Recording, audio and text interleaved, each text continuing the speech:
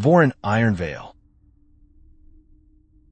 The dust motes danced in the single shaft of light slicing through the archive.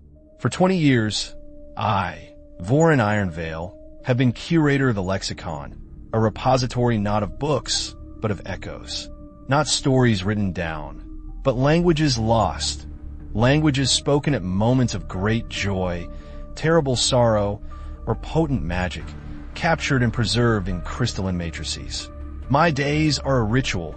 Calibrate the resonators, polish the matrices, and, most importantly, listen. Each language holds a fragment of time, a whisper from a forgotten world.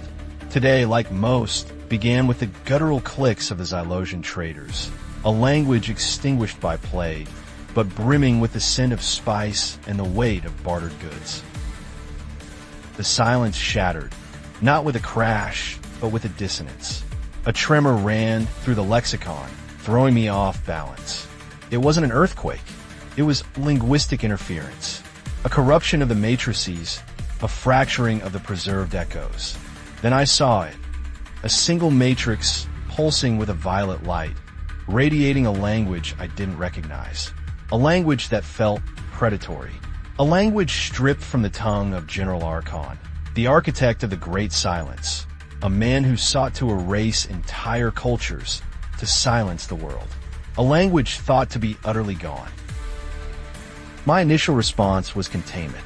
I attempted to isolate the corrupted matrix, to sever its connection to the others. The resonators strained, the crystalline structure shimmered, resisting my efforts. The language of Archon wasn't merely present. It was actively seeking, probing the other matrices, attempting to overwrite them with its cold, sterile cadence. I rerouted the archive's energy flow, diverting power from the preservation systems to a suppression field, hoping to dampen its influence. It was a temporary fix, a desperate attempt to buy time. The suppression field held for a day. Then, the archive's central processor began to malfunction, spitting out garbled sequences of Archon's language. The system was adapting, learning from the corruption.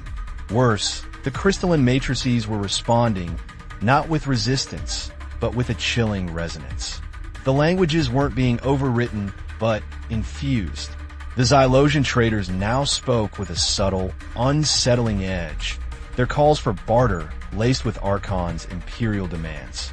My sanctuary was becoming a conduit for the very silence Archon had craved.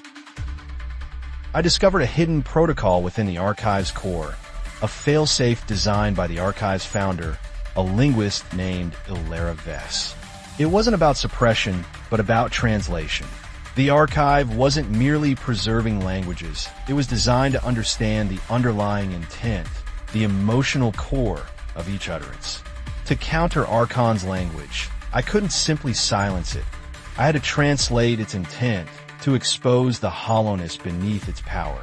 It meant connecting directly with the corrupted matrix, immersing myself in the language of oblivion. The connection was excruciating. Archon's language wasn't merely words. It was a void, a negation of feeling. It sought to unravel my identity, to strip me of memory and emotion. I fought back, not with force, but with the echoes of the languages I had spent my life preserving. The joy of the Zylosians, the sorrow of the vanished poets, the quiet dignity of the forgotten healers. I wove a counter-narrative, a tapestry of human experience, broadcasting it into the void. The archive shuddered, the violet light pulsed, and for a moment, I feared I had been consumed. The violet light faded. The archive fell silent, but it wasn't the silence of oblivion. It was a silence filled with potential. Archon's language hadn't been destroyed, but understood. Its intent, the desire for absolute control, had been exposed, rendered harmless. The archive now held a new echo, the echo of a tyrant's ambition, forever trapped within a web of empathy. I, Vorren Ironveil, remain curator, but my task has changed. I no longer simply preserve languages. I safeguard the memory of what they sought to express, even, and especially, the darkness. The dust motes still dance in the light, But now, they carry a warning.